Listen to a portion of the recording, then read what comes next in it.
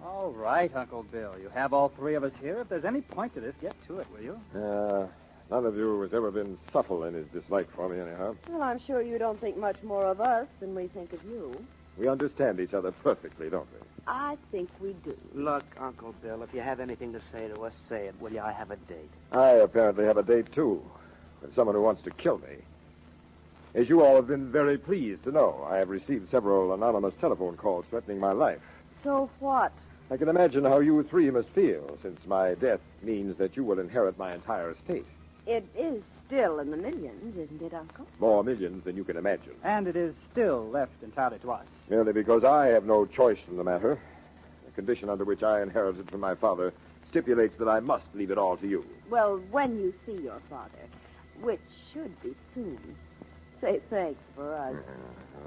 I have taken it upon myself to add something to my will. John, will you stop playing with that toy? It's not a toy, it's a magic trick. Now you see the card? Now you don't. Put your magic tricks away while I'm talking. I've stated in my will that in the event that I'm murdered, not 1 cent will be given to any of you until my murder is solved. Really? Yes. All of you not only hate me, but you hate each other. 2 of you would profit immensely if one of you were convicted of killing me. It amuses me to picture each of you scrambling madly to blame my death on one of the others. If you really think someone's trying to kill you, why don't you notify the police? I'm going even beyond the police, my dear family. I'm going to Boston Blackie.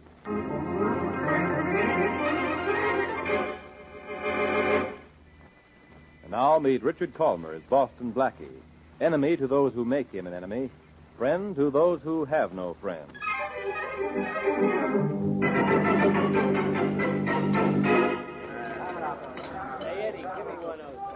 You know what I like about you, Blackie? The quaint places you take me to eat. Like this. Well, you know what I like about you. Nope. Me.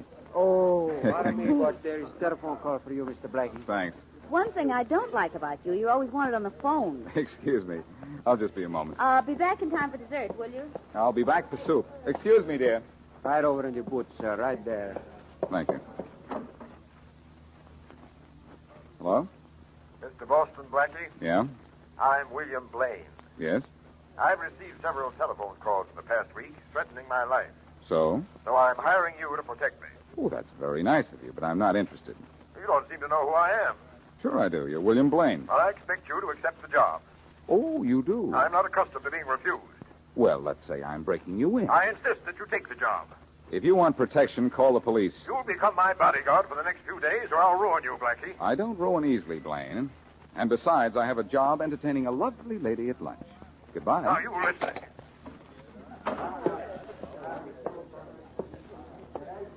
Hi there, honey. Miss me? How could I, with such an interesting menu to read? How's the plot? Good? Mm-hmm. Especially the chapter called Roast Ribs of Beef and Potatoes Any Style. Important phone call? Oh, just a fellow named Bill Blaine. Who's he? Well, right now, he's a guy who's still looking for a bodyguard.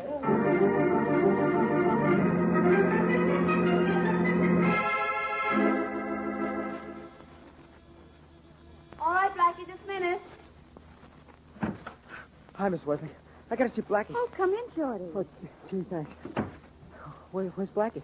I gotta see him, but found Well, him. he'll be here in a minute. Sit down. Oh, gee, thanks. Anything the matter? Oh, plenty. Oh, he should be here any minute. Oh, gee, Miss Wesley, you sure are a beautiful dame. Oh, Shorty, you're wonderful. Oh, gosh, Miss Wesley, you think so? I most certainly do. Oh, here's Blackie now. Gee, I hope so, because I ain't got a minute to lose. Hi, honey. All set to... Thank you. Shorty put into words what you seem to be saying in that whistle. Shorty, do I have a rival? Hiya, boss. Boss, look, I got troubles. I can fix them up between now and dinner time? I don't know, boss. It's pretty bad. Oh, will it still be bad tomorrow morning? It'll be worse. All right. Let's have it. Boss, look, you remember the rap that you got me out of 6 years ago? That's dead, Shortman. But that's it. It ain't dead enough. Sam Daniels all of a sudden's going to send me up for those forged checks. You fixed it with him way back when I did it. He promised he wouldn't do nothing to me if I went straight. How do you know Daniels is going to prosecute? He called me up and told me so. Well, don't worry about it, Shortman. I'll go out and have a talk with Daniels. I'll be back, Mary. What comes first with you, Blackie? Business or pleasure? If this means what I think it does, honey, this business is going to be a pleasure.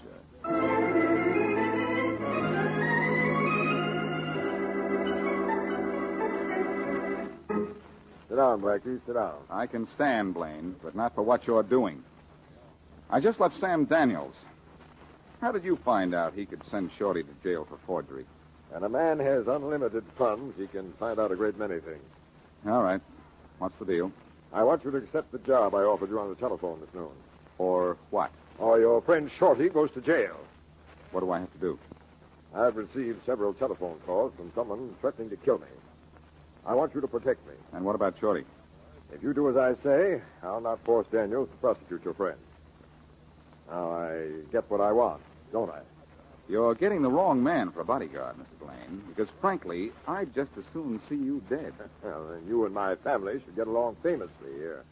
They feel the same way. Oh, I'm to move in? I expect to occupy your full time. Uh-huh. Wait till Mary hears about this. I'll call my family to come down. I'd like you to meet them. You're the boss. But introduce me as, old John Jones, if you don't mind. I don't mind. Oh, excuse me, Emily. Oh? You're going to kill tonight. Hello. Hello. Was that another threat on your life? Yes, obviously the last one. The voice just said you're going to be killed tonight. I seem to have arrived just in time for the fun. Did you recognize the voice? No, it was disguised. Oh, that's fine. It wasn't one of your family, was it? That's impossible. They're here in the house. We have only one outside line. Better call them down so we can be sure. Well, I'm here. Oh, Martha. This is John Jones, my bodyguard. Mr. Jones, this is my niece, Martha. Well, how do you do, How are you? Jones? Tell your brothers to come here at once. Bodyguard, huh? Oh, this should be very amusing. Robert, John. There I am. John's upstairs, I think. Oh, John! Yeah? Come on down for a laugh. Uncle Bill's gone and bought himself a bodyguard. Coming. Pleasant family you have, Mr. Blaine. Yes, don't I? This is Robert, my nephew. Robert, Mr. John Jones. How do you do, Mr. Jones? How do you do? Hope you're getting a high fee, Mr. Jones, because you might have to earn it. Hey, let's see this bodyguard. Is he tough? Well, he's handsome. Mr. Jones, you've now met my entire family. This is John. John, Mr. Jones. Oh, how are you, Mr. Jones? Hello? I think you better guard Uncle Bill from us, too. We don't love him. Or has he told you? If he hasn't, I know it by now. Your uncle just received another of those telephone calls. Your being here is the only thing that keeps me from thinking one of you made the call just now. But I think we should call the police. So do I. It'll mean nothing but nasty publicity. I don't think the police are necessary. I do. I say let's get a lot of them and make absolutely sure. Well, I know the police commissioner. He'll send us all the policemen we want. Well, Mr. Blaine, at least 2/3 of your family show concern for your life. Don't let them fool you, Mr. Jones. They don't want me to live. They're daring me to.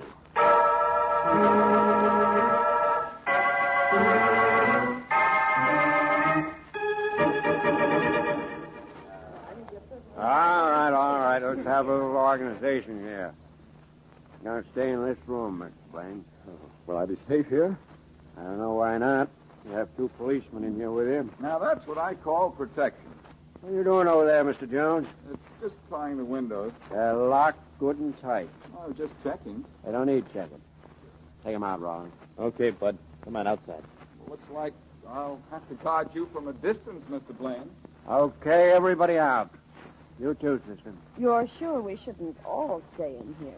Faraday's orders. Everybody outside. All right. Here, Rollins. Lock the door. Yes, sir. Now what, officer? You're behind locked doors and windows, Mr. Blaine. You got 2 cops right beside you, Susan. There's nothing to worry about. Wish I were as sure as you are. Don't worry. You won't let anybody touch a hair on your head. Not even if all he wants to do is comb it.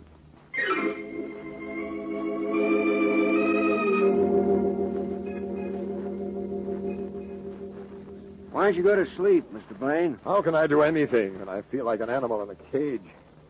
Can't we open a window just a crack for air? Nothing doing. The windows stay locked tight. The door is locked. That's where everything stays, because that's the only way you're safe. And you're plenty safe in here. It should be. I'm uncomfortable enough. Hey, how about a game of gin, Smith? Sure. Got cards? Lower your voices, will you? I think I'll try to read. Okay. I don't suppose either of you... Mr. Blaine! Mr. Blaine! What happened to him? What do you think happened to him? That noise wasn't a backfire. Look at him. It was a shot, huh? You get him? Yeah. Is he dead? Yeah. Shot. In a sealed room, too, with us practically sitting beside him. Call Faraday, quick. How will I tell him? Tell him it couldn't happen, but it did.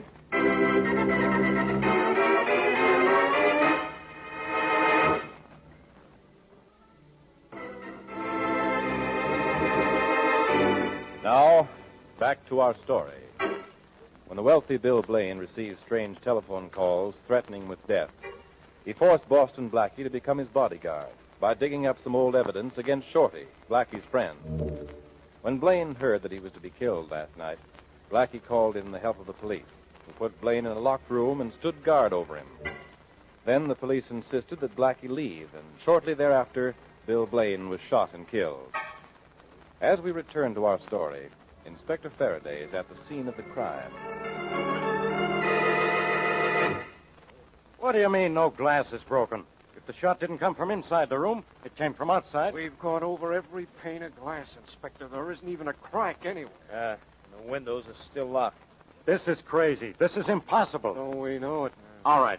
The shot came from inside the room then. You've gone over all the pictures, the molding, the fireplace? Everything. We've inspected every inch of floorboard, too, and we haven't found a thing. It's crazy. It's impossible.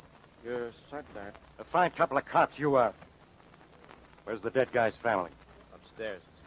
All right, both of you. Go up there and get him. Yes, yes. Okay. Hello, boys. How's everything? Not so good as you see. Who's that out there? Who's that in there? Blackie. Well, Inspector Faraday. The danger must be over. You've arrived. What are you doing here? I live here. Live here? Sure, I'm Bill Blaine's bodyguard. Well, get over there and guard the body. Say, he looks a little bit dead. He's been dead for 45 minutes. Then I don't suppose he'll recover. Who shot him? One of your men? I not only don't know who shot him, I don't even know how he was shot. Don't know how. Nothing inside this room fired a bullet. And there's not a pane of glass broken in any of the windows, which were locked. What? Where were you 45 minutes ago? Well, that's hard to say. I didn't look at my watch. Where have you been? Sorry, pal. That's a secret. Well, as long as you keep your secret, I'll keep you. Come on, Blackie. Oh, Inspector, put away that gun. I will, after I put you where you belong, in jail. Now, you know I didn't kill this guy. I don't say you did, but you're plenty mixed up in this. You live here in this house. You're this guy's bodyguard, and yet you aren't guarding him. And on top of it all, you disappear when the guy gets killed. And you won't tell me where you were. I can't. Well, I'm holding you as a material witness. I won't be very good material. And besides, I know how Blaine was killed. Put away that gun, and I'll show you. I'll hold the gun, and you'll still show me. All right. Okay. Now, do you mind if I open one of the windows? Why? To show you how it was done. Go ahead. Thanks, Inspector. No tricks now. And make it snappy. I don't have all day. I'll have to climb out on the flagstone walk. That's where the killer stood. Blackie, if this is What are you worrying about? You've got a gun on me. And I can shoot straight, too. Okay. I'm all set. Now, how is it done? Now, I'm the killer. Yeah? Now, come over here and put your arm across the windowsill. Okay. But no tricks. I've got my gun right in your face. You wouldn't shoot a pal, would you? A pal, no. Come on. How was it done? Well, like this. The killer stood here. Yeah, wise guy. The window wasn't open. It was closed. Oh, that's right. I forgot. Then maybe I'd better close it. Blackie, you're breaking my arm. And you're breaking my heart. Drop that gun, Faraday. Drop it. Thanks, pal. Blackie, I'll throw the book at you for this. Well, make it a good book, will you, Inspector? Because while you're trying to catch up with me, I'd like to catch up on my reading.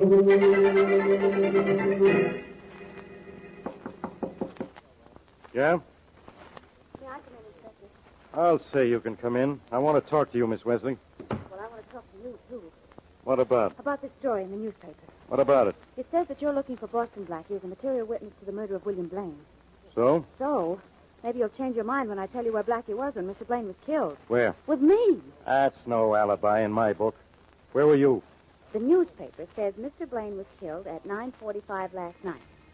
At 9:45, I was in Sam Daniels' office, helping Boston Blackie crack a safe.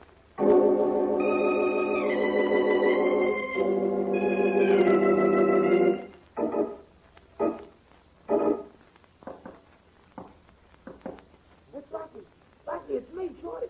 Come here, will you? Okay, kid. I raided your icebox, Shorty. Hope you don't mind. Nah, boss, you can have anything I got. You know that. Did you get the information I wanted on Blaine's family? Yeah, sure. Here it is, boss. All writ down nice and neat. But, boss, Mary's in jail. What?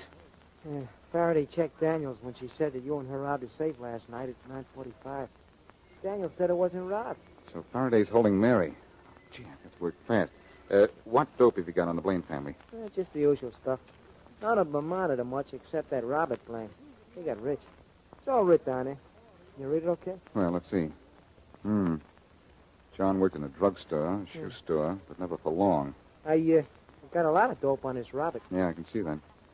Member of the stock exchange, on the board of directors of the local Red Cross, president of the Margot Country Club. He does all right. And what about Martha, the sister? You're just a dame, boss. You know. She worked 3 different times. Stuck a long time to each job, too. First as a secretary, then for the telephone company, then as a buyer in a department store. Married twice, too. That's right, yeah. Could be that this is going to be very helpful, Shorty. Oh, gee, swell. I'm glad. And now, here's something for you. Gee, boss, these are the checks I forged on Mr. Daniels. That's right. They're yours now. You mean he give them to you? Mary and I took them last night. But Daniels wouldn't tell Faraday that. Well, I've got to go, Shorty. Where to, boss? To the Blaine house. That's the first step in getting Mary out of jail and putting a murderer in.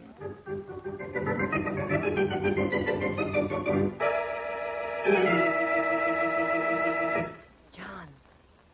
Well, Martha, what are you doing sneaking around the hall? Why? I wouldn't be surprised if you killed Uncle Bill. Oh, you'd like that, wouldn't you? Be very profitable for 2 of us if one of us did. Do you care which one? As long as I'm not the one. Maybe you should have thought about that sooner. You think the police will find out who killed Uncle Bill? They have to find out first how. Are you afraid they will? We get no money until they do. Don't look at me. Don't look at me. I'm going to bed. Pleasant dreams. Don't be so generous. I should be rich enough to be very generous, soon. Not if I can help it, sister, dear. What dumb jerk turned out the lights? This dumb jerk. Who's there? The dumb jerk who turned out the lights. Wait, I'll turn them on again. Jones. Mm-hmm. What are you doing in my room? Looking for a clue. To what? Your uncle's murder? Well, you won't find it here. No, not now, because I already have. Look, I didn't do it. I didn't say you did. What have you found in here? Evidence Of what? that you're somewhat of a magician? Well, what if I am? It's a hobby of mine. I'm just an amateur.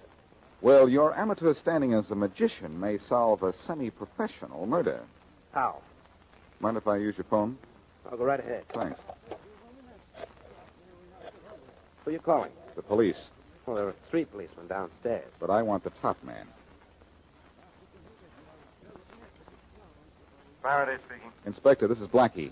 Blackie, you're going to... Look, Inspector, tell your cops to come home. All is forgiven. Because I've not only found out how Blaine was killed, I know who killed him. I don't fall for the same gag twice, Blackie. You turn yourself over to the nearest policeman, or Mary stays in jail for the rest of her life. In that case, I guess I'll just go downstairs. Where are you? In Blaine's house. And your cops downstairs have got me right where I want them. Come on up, Inspector. The party's on me.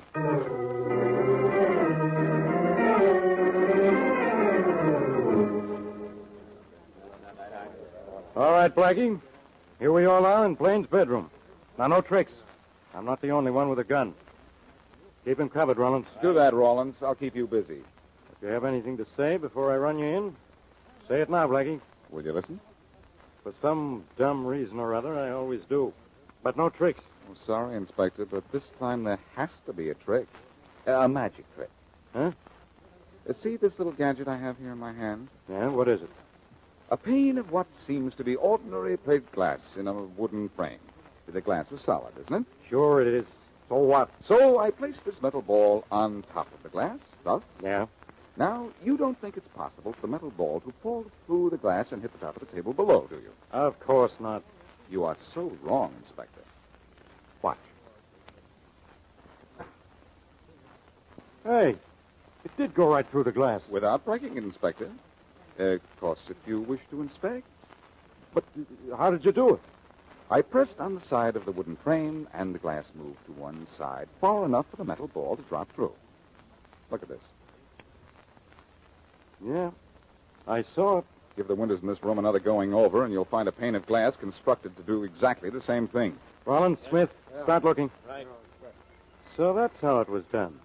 A trick pane of glass, huh? You catch on quick, Faraday. Where'd you get that trick?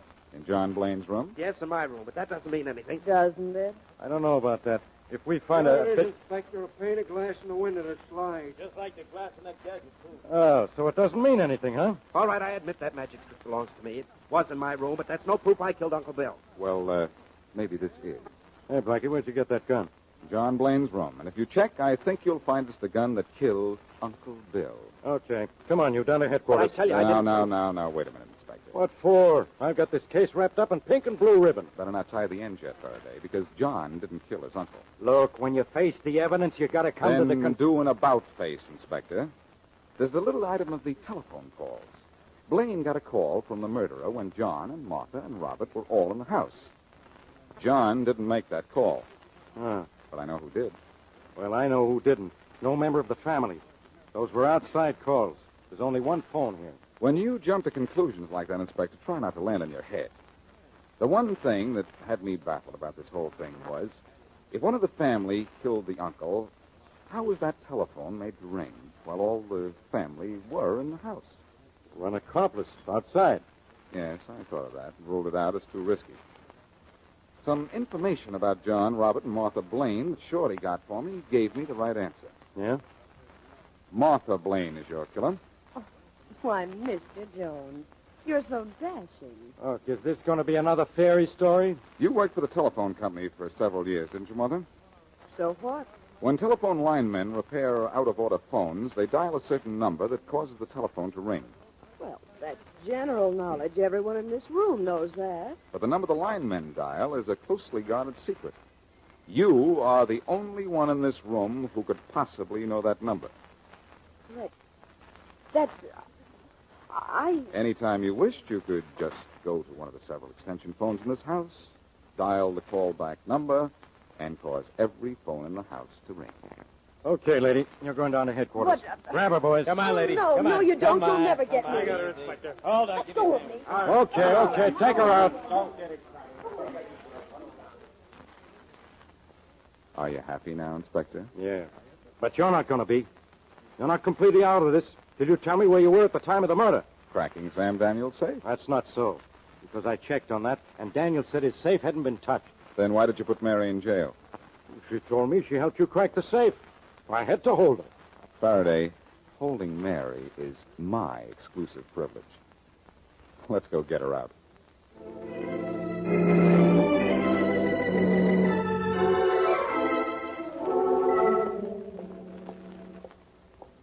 Hiya, Jailbird. Blackie.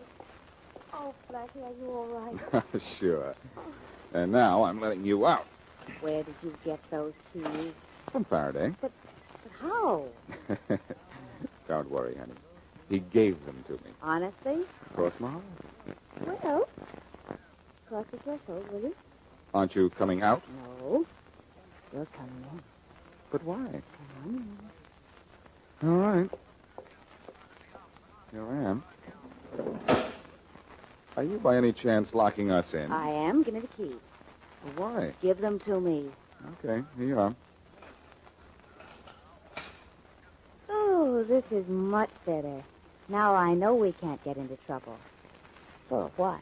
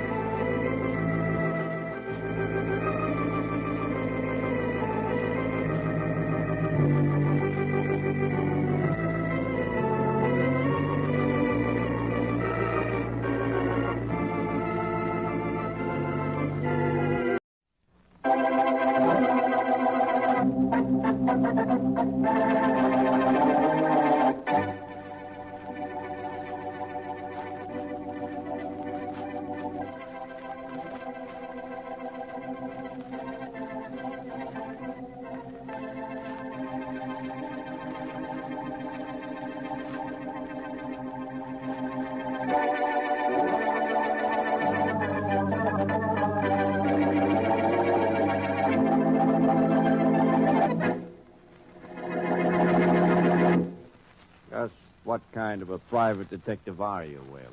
Good, Brewster. The best, or you wouldn't have hired me. I wonder about that. Watch the tone of voice, Brewster. I don't like it. All right. I'm sorry, Whalen. But I want action. You're getting it. But it's too slow. I hired you 2 months ago to get something on Lester Allen, and what have you done? Nothing.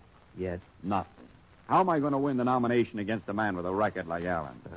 He's pure, Mr. Brewster, sure, but he's not hermetically sealed. I know that. He was involved in something illegal once, but he's covered it up. I hired you to uncover it. Now, why haven't you? Look, Brewster, when you hired me, you hired a detective, not a P-38. I worked slowly, but I get there just the same. You made any progress at all? You'd be surprised. Surprise me, then. Boston Blackie knows what Allen did wrong a few years back. But I told you Boston Blackie knew about Allen's illegal jaunt. Blackie was the one who caught him at it, but he won't talk. Don't worry, Mr. Brewster. I found somebody else who knows about Allen and will talk. Who? A dame who came into my office this morning. What does she know about Allen? Everything Boston Blackie knows. What makes you think so? She's Mrs. Boston Blackie.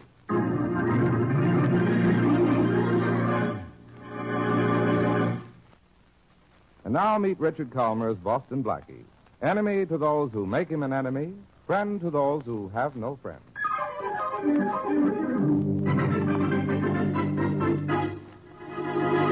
I'm awfully glad you had a moment to see me, Mr. Allen. Blackie's told me so much about you. Oh, you're Mrs. Boston Blackie. Well, this is certainly a surprise. When were you married? 3 weeks ago in Springfield, Ohio. Uh-huh. Oh, Mr. Allen Blackie speaks of you so often. He doesn't tell the whole truth, I hope. Oh, but he does. Even about that scandal you were mixed up in a few years ago. You mention that for any particular reason? Oh, yes. I don't think I understand. You will. You don't really have to continue in the campaign, do you? I'm beginning to understand now.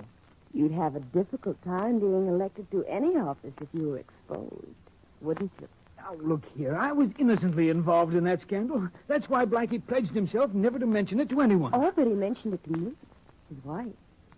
And I'm not bound by any foolish pledge to keep it secret. Now, look, are you trying I'm more than trying, Mr. Allen. I'm doing it. I want you to drop out of the campaign. What if I don't? Is there any other choice? Maybe. Money. Maybe. How much? You name it. 500. You did say 10,000, didn't you? 10,000? Oh, that's better. But how do I know once I pay you... You'll just have to trust me. And of course, you can be trusted. I don't like sarcasm, Mr. Allen. Just money. How do you want it? In cash and in small bills. You did say you were Mrs. Boston Blackie, didn't you? Well, of course I'm Mrs. Boston Blackie. Why? Why? Because you sound to me more like Mrs. Boston Blackmail.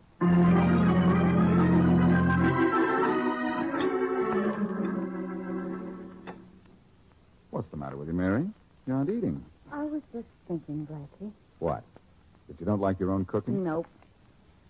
I was just thinking, are you ever going to get married? Maybe, if I ever get to thinking, too. Some people do marry, you know. Some people jump out of windows, too. Oh. I'll answer it. But it's probably your building superintendent telling you he's finished moving your stuff into the new apartment. I hope so. Hello. Blackie, this is Lester Allen.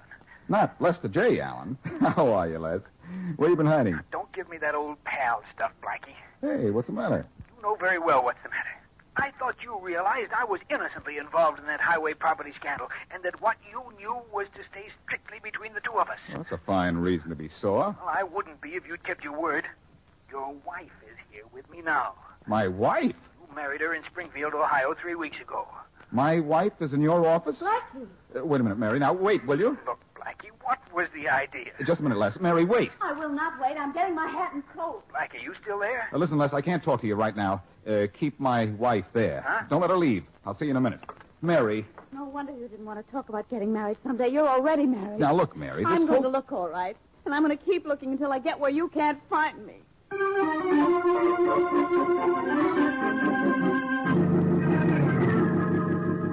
She's still here, Les? In my den, Blackie. And you have a lot of explaining to do. She knows about that construction scandal. Oh, does she? Well, she implied as much. You have a guilty conscience, that's all. I put in a call to Springfield. It'll come here, if you don't mind. Where is your den? This way. I didn't tell her you were coming. Managed to slip away while she was waiting for the money and phone you. Good. Come on in. Blackie. But, darling, what are you doing here? You said you weren't coming. I couldn't stay away from you another moment, sugar. Oh, you sweet thing. You're the most wonderful husband in the world. No, I wouldn't say... Huh? Blackie. Then she is your wife. Well, of course I'm his wife, Mr. Allen. Oh, yeah, tell the bewildered man all about it, darling. You mean how we met at the Mountain Inn in New Hampshire last August? Mm-hmm, if you wish. Blackie, you did spend last August at the Mountain Inn. Of course I did. Darling, why aren't you wearing your lovely brown suit? The one with the thin white stripe. You look so nice in that. Oh, you don't love me just for my clothes, do you, darling? Well, Blackie, this convinces me. I was with you when you bought that suit. I knew I Must should never... we stay here any longer, darling? Let's go to Martin's for dinner. That's your favorite place. No, dear, let's I've go over heard to... enough from both of you. This girl is your wife, Blackie, or she wouldn't know so much about you. Let's go, darling. You go ahead. I'll meet you later. All right.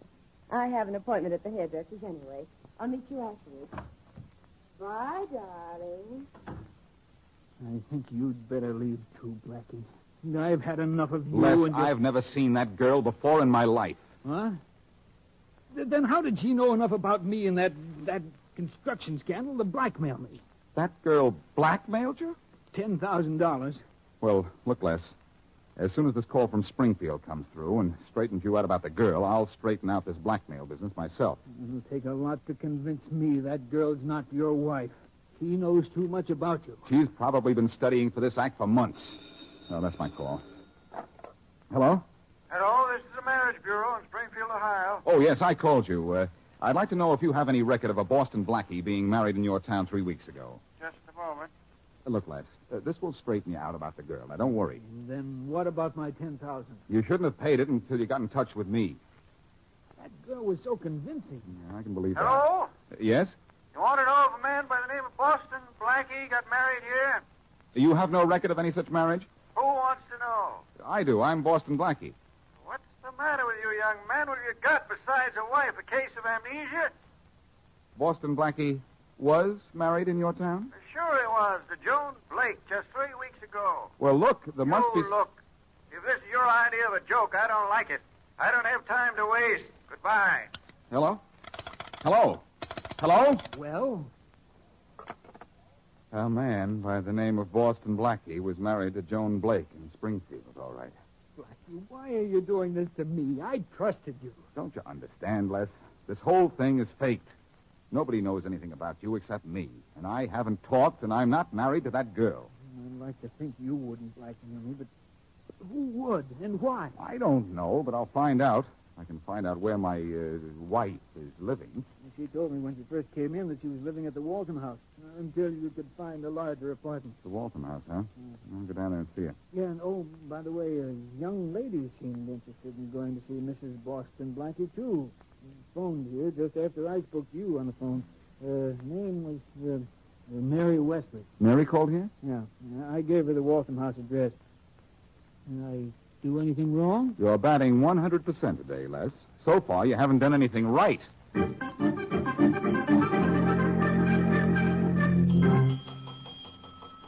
Hey, is this the Waltham House or the morgue? I'm right with you, sir. Oh, now I feel better. I'm getting lonesome out here. Yes, sir. Is there a Mrs. Boston Blackie registered here? Oh, yes, in room 1107. Thanks. Oh, just a minute, sir. I made a mistake. Mrs. Boston Blackie is not in room 1107. Where is she? She moved to room 1109 this morning. Well, I'm going up to see her now. All an ordinary woman does is change her mind. My wife has to change her room, too.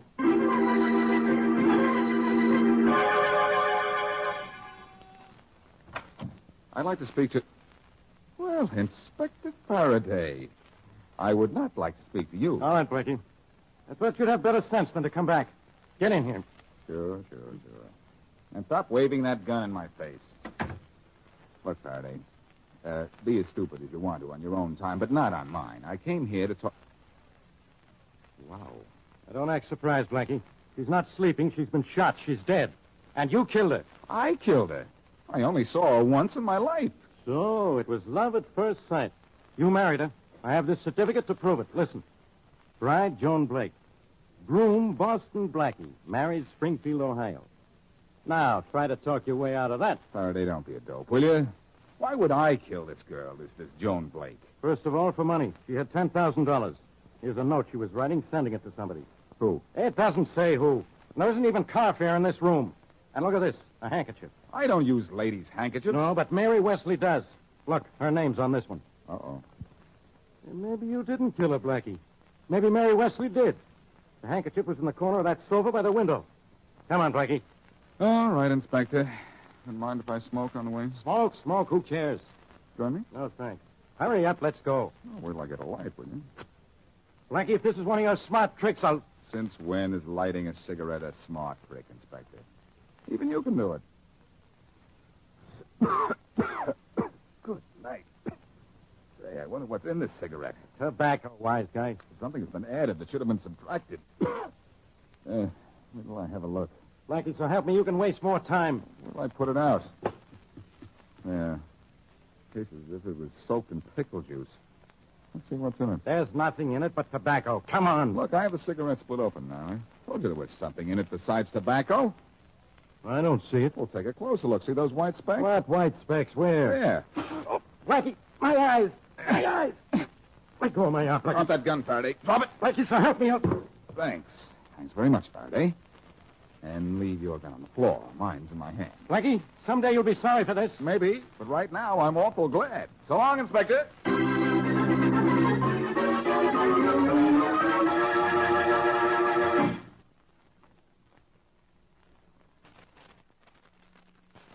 Now back to Boston Blackie.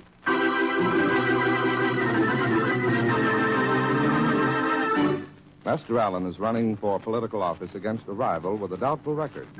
Allen at one time was innocently involved in a property scandal, which is something only Blackie knows. But when a woman who called herself Mrs. Boston Blackie came to Allen and threatened to expose him, Allen paid her $10,000 to keep her quiet. When Blackie went to see the girl posing as his wife, she was dead. Inspector Faraday found not only evidence proving the dead girl was Blackie's wife, but discovered Mary Wesley's handkerchief near the body. As usual, Blackie escaped from Faraday, and as we return to our story, is paying a midnight call to Mary Wesley's apartment. Hey, Mary, open up. Who is this? Blackie. Blackie, I told you I never wanted to see you again. Now go away. Mary, open the door, please. I said I wanted no part of you. There won't be much of me left if you don't open the door. All right. Now, what do you want? In. Oh, no. The chain stays on the door. Look, Faraday's scouring the town for me. Let me in. No. Mr. Boston Blackie. Why the mister? Because there was a Mrs. You mean there was? Oh, I suppose you got a divorce. Not even I can divorce a dead wife. Yes. And you might as well go to Faraday's office and sign a confession, Mary. He found your handkerchief near the body. Oh, no. What were you doing there? Well, I wanted to see for myself what kind of a fool would be fool enough to marry you. I'm not married to that girl or anybody. Oh, Blackie, she showed me proof. Give me 24 hours and I could prove to you that we were married in 1863. Blackie, you're sure you're not married to that girl? I'm not and never was. Well, Blackie, are you telling me the truth? Well, what do you want me to do to prove it? To chew on this door chain? All right, I'm sorry, darling. I'll unhook it. Never mind. All I wanted you to know is that you left your handkerchief in that girl's room. Oh, golly. What am I going to do? You're going to stay here.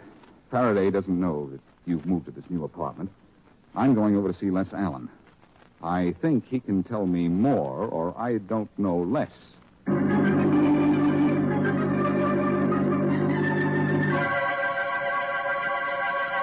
Well, you must want something important, Blackie, to barge in on me in the middle of the night. I found the late Mrs. Boston Blackie, Les. Late Mrs. Boston Blackie? Someone got to her before I did and killed her. Who? I thought maybe you'd have some idea. Why? The $10,000 you paid her was missing. Look, I'll admit $10,000 is a lot of money to me, Blackie, but I wouldn't kill for it.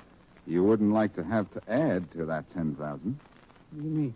You want to sap, Allen. You paid that girl money to keep her mouth shut. But it didn't buy what you thought she knew about you. I was contemplating what to do about that. I have a mild suspicion you contemplated with a bang. I didn't shoot the girl. How did you know she was shot? Well, didn't you say so? I merely said she was killed. I didn't say how. I took it for granted. It just so happens that she was shot. Blackie, I didn't kill her. I'll admit I was worried about how to keep her from blackmailing me again, but I thought I'd wait until she tried it. Then you admit you thought she would. No, I made a bargain with her. I trusted her to keep it. Failing of mine, I guess. Trusting people. The loss of money could change you. Blackie, listen, don't drag me into this. I can't afford a scandal right now. This election means a lot to me. If you want to stay out of this, you'll have to help me. Help you? How? What do you know about this girl? Who could have sent her? Oh, Leonard Brewster might have. Oh, that's ridiculous. What would Leonard Brewster, the political lion, want with blackmail money? He could buy and sell you 50 times. Brewster is a political lion, all right, but he could have sent that girl to me trying to force me out of the race. Well, I'd better go see Brewster at his house. And if anybody calls while I'm there, they'll find the lion is busy.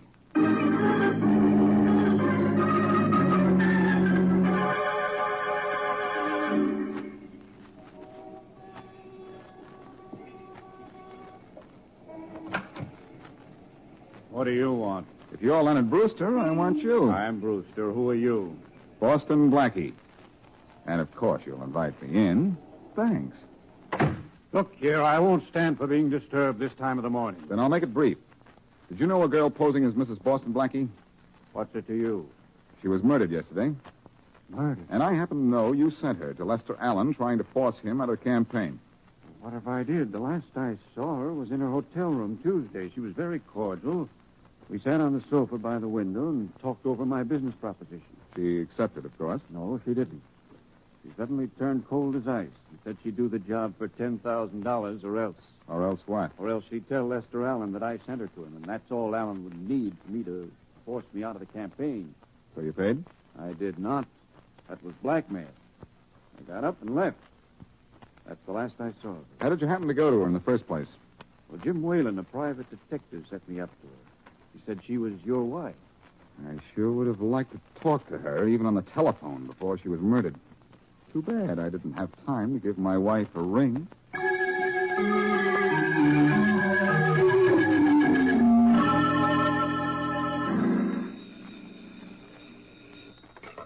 Waltham House, good morning. What's good about it, chum? It's 4 a.m. Yes, sir. This is Inspector Faraday of the police. I want to ask you something. Oh, yes, Inspector. Mrs. Boston Blackie checked into one room on Tuesday in your hotel and later changed her room. Why? Well, it's so small, sir. All we can get in it is a bed, bureau, and chair. Oh, I see. Everybody who has that room asks for a bigger one. Oh, wait a minute. How long was she in the small room? Well, just Tuesday. We moved her to the room she was killed in Wednesday morning. There's no sofa in the room she was in on Tuesday, huh? Well, the room isn't much bigger than the sofa, sir. Was there a sofa in the room where she was killed? Oh, yes. Yes, thank you very much. Yes, that solves this case. Yes? How? What you said about the sofa, chum. Sofas are made to lie on, not about.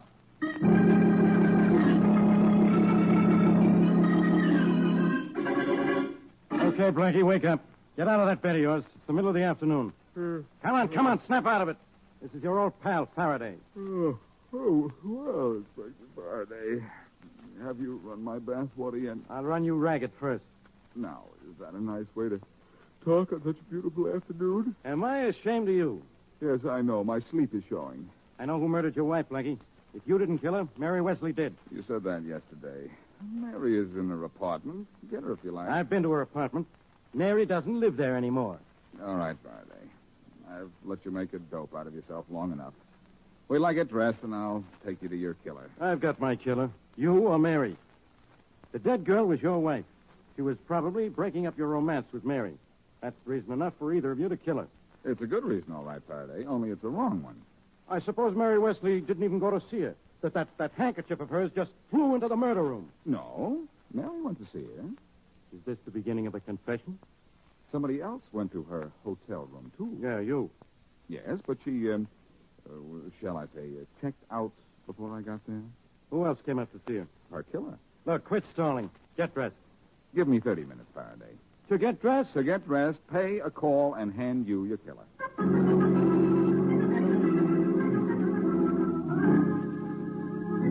I'm sorry to bother you again after this morning, Mr. Brewster. That's perfectly all right, Blackie. You found out more about that girl who was killed? No, nobody seems to know anything about her. That's why I've come back to you. Oh. I thought perhaps if you retold me the story of how you went to see her and what happened, I might get some clue as to her real identity. I see. Sort of character reference, you might say. The character is the word, all right.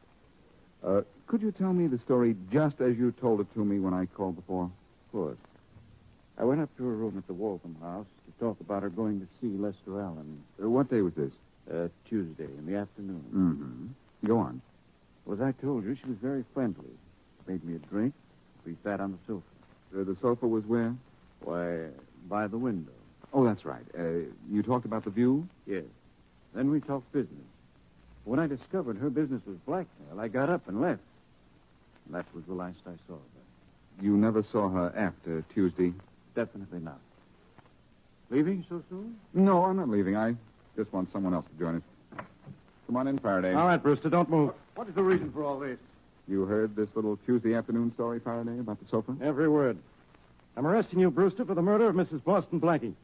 How can you say I killed anyone? I don't have to say it, Brewster. You said it yourself when you said you sat on a sofa in the murder room on Tuesday. Well, what does that prove? The room the murdered woman was in on Tuesday had no sofa in it, which proved that you lied. You didn't see her on Tuesday. You went to her room on Wednesday, when she was in the room with the sofa, and killed her. Really? For what reason? I have your reason, Brewster. On Wednesday, when you saw the girl, you had already been to see Allen. And instead of forcing him to withdraw from the campaign, which is what you paid her to do, she merely blackmailed him, which didn't serve your purpose. Is that so? Yes, that's so. When you got sore, she threatened to blackmail you, too. And with your record, she had plenty to blackmail you for. So, like the nice little boy that you are, you killed her. Come on, Brewster. I'm taking you down to headquarters. Hey, Brewster, I just had a thought. Isn't it ironic that a sofa is going to send you to the chair?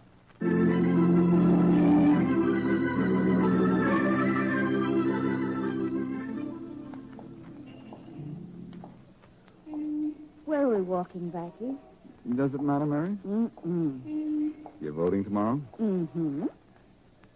Oh, I understand Leonard Brewster withdrew from the race. Yes.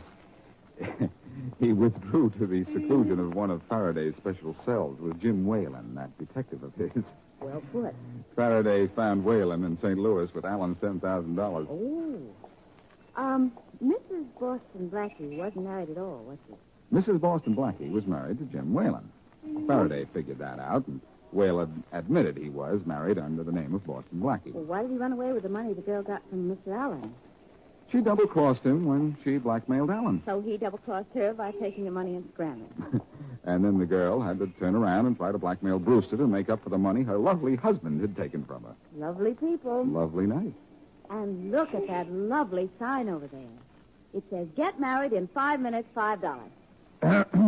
I think we'd better keep moving. What's the matter? Haven't you got $5? No, the smallest I have is 50. Oh, but I'm sure the minister would be willing to make the change. I don't doubt that the minister is willing to make the change, Mary, but I don't think I am.